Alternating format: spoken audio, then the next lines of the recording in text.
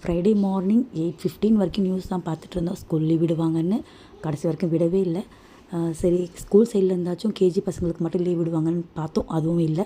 சரின்னு ரெயின் கோட்டை மாட்டி அனுப்பி விட்டாச்சு. இன்றைக்கி ஃபுல்லாக மழை பேஞ்சிட்டே தான் இருக்குது. தூரிக்கிட்டே இருக்குது. வெளியே கூட போக முடியல, அந்த அளவுக்கு தான் இருக்குது.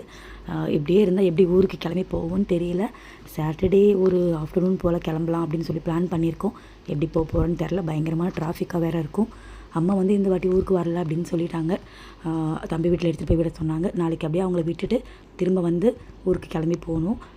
எப்போவுமே அம்மா வீட்டிலேருந்து தான் எனக்கு தீபாவளி பலகாரம் கொடுத்து அனுப்புவாங்க. இந்த வாட்டி பண்ண முடியாது. ஸோ தம்பிக்கு இந்த மாதிரி தீபாவளி பலகாரம்லாம் ரொம்ப பிடிக்கும். ஸோ முறுக்கு மட்டும் கேட்டிருந்தான். சின்ன வயசுலேருந்தே அவனுக்கு முறுக்கு ரொம்ப பிடிக்கும். ஸோ நான் ஏதோ கொஞ்சம் கொஞ்சமாக கற்றுக்கிட்டு அவனுக்காக முறுக்கு செஞ்சு கொடுத்துட்டேன். இருந்த மாவு ஃபுல்லாக காலியாகிடுச்சு.